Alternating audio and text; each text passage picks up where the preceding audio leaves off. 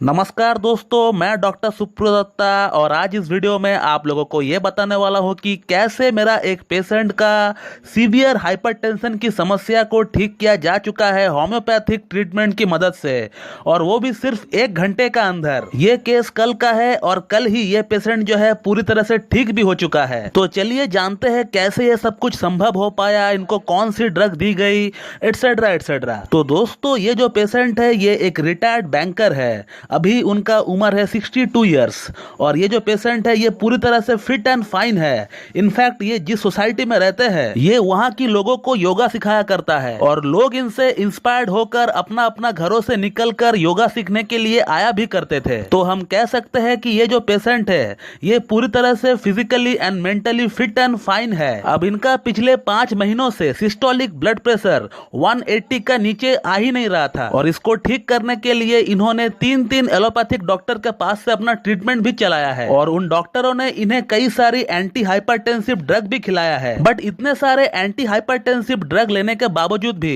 इनका systolic blood pressure 180 का नीचे आ ही नहीं रहा था। इसी के साथ इनका मन में एक अजीब तरह का घबराहट थी, एक एंजाइटी थी और इनका हेड का वर्टेक्स रीजन में एक बर्निंग पेन भी इनको हुआ करता था और इनका हथेली में एक अजीब तरह का इनको इचिंग भी हो रहा था, जो कि पसीना या फिर पानी लगने से एग्रावेशन हुआ करता था। अब इतने सारे प्रॉब्लम्स में से इनका जो मेन प्रॉब्लम था वो है सिस्टोलिक ब्लड प्रेशर, जो कि किसी हाल में 180 का नीचे आ नहीं रहा था और इसी के कारण इनको एंजाइटी फील हुआ करता था और इसी के साथ इनका हेड में वर्टेक्स रीजन में बर्निंग पेन के साथ साथ इनको बहुत ज्यादा पसीना भी आया करता था। और एलोपैथिक ट्रीटमेंट से इनका जब कोई प्रॉब्लम में फर्क नहीं पड़ रहा था तो फिर इन्होंने प्लान बनाया कि इनको जो है किसी एक अच्छी होम्योपैथ से संपर्क करके इनको अपना ट्रीटमेंट उनसे चालू करना है। तो इनको मेरा नंबर मिला अपना फ्रेंड का पास से, जो कि ऑलरेडी मेरा पेशेंट रह चुका है, और फिर मैंने इनका केस लिया और केस टेकिंग के दौरान मैं इनका एक बात जानकर एकदम हैरान हो चुका था कि ये इंसान जो कि फिजिकली एंड मेंटली इतना फिट है और तो और ये जो है दूसरों को हेल्थ टिप्स दिया करता है, दूसरों को योगा सिखाया करता है, तो इनको ऐसा प्रॉब्लम कैसे डेवलप हो गया कि इनका सिस्टोलिक बीपी जो है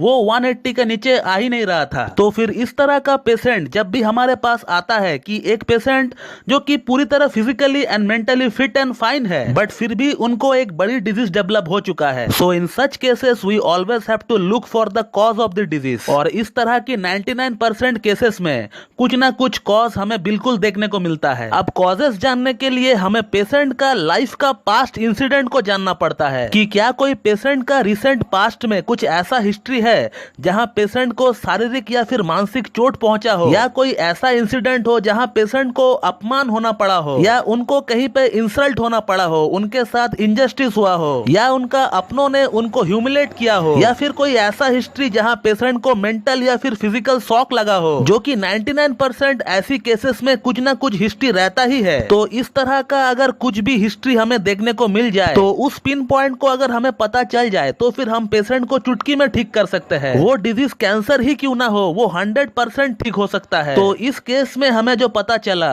वो ये है कि आज से लगभग 7-8 महीना पहले इस पेशेंट का जो बड़ा लड़का है उनके साथ इनका झगड़ा हुआ था और झगड़ा का कारण ये था कि बड़ा बेटा को ऐसा फील हुआ करता था कि उनका मम्मी पापा, उनका वाइफ, उनका बच्चों को उतना प्यार नहीं किया करते थे जितना कि छोटा भाई और उसका वाइफ को प्यार किया करते थे। और इस बीच में उन्होंने मुझे बताया कि प्रॉपर्टी का भी कुछ इशू था और इन बातों को लेकर घर में कई दिनों से कलेश चल रहा था और फाइनली बड़ा बेटा ने अपना घर छोड़ने का फैसला कर लिया था और जाते जाते इन्होंने अपना माता पिता के सामने अपना छोटा भाई को ये कहा कि ये लोग मर जाए तो मुझे मत बुलाना अंतिम संस्कार के लिए और ना ही मुझे खबर देना। और ये जो अपशब्द इनका बड़ा बेटा ने इनके लिए निकाला, इससे मेरा ये पेशेंट काफी ज्यादा हर्ट हुआ है। जब भी रात को सोते हैं तो इनको यही लाइन बार बार याद आते हैं और मेरा ये पेशेंट उस इंसिडेंट के बाद कई रात तक इन्होंने सोया नहीं है। ये जो अपशब्द उनका बड़ा बेटा के जवान से निकला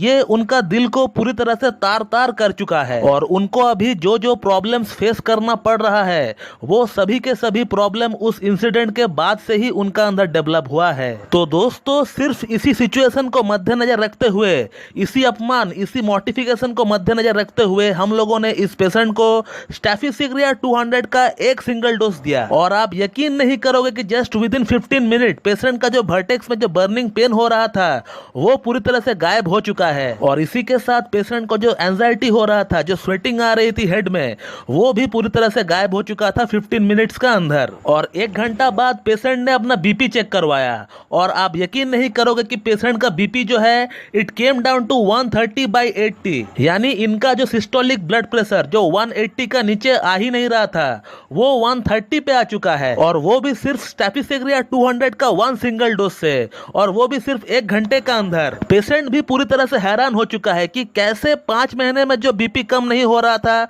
वो 1 घंटे का अंदर कैसे कम हो गया। इस डॉक्टर ने मुझे ऐसा क्या खिला दिया कि मेरा बीपी जो है 180 से जो नीचे नहीं आ रहा था वो 130 पे आ गया। तो दोस्तों ये है रियल होम्योपैथी, ये है इसका ब्यूटी। जैसे कि मैंने आपको बताया कि पेशेंट का डिजीज का रूट कॉज अगर हमें पता चल जाए, अगर एलिमेंट आफ्टर क्या है वो अगर हमें पता चल जाए, तो फिर पेशेंट का डिजीज को ठीक करना एक क्लासिकल होम्योपैथ के लिए कोई बड़ी बात नहीं है दोस्तों। तो दोस्तों ये है एक छोटा सा केस अबाउट मैलिग्नेंट हाइपरटेंशन। तो मैं उम्मीद करता हूं कि आप लोगों को मेरा ये वीडियो पसंद आएगी और मेरा ये जो वीडियो है आप लोगों के लिए लाभकारी साबित होगी। इसी तरह मुझसे जुड़े रहने के लिए मेरा YouTube channel homeo cat tips को लाइक करें, शेयर करें, सब्सक्राइब करें और बेल आइकन को दबाना बिल्कुल भी ना भूलें दोस्तों। So thank you very much and have a good day.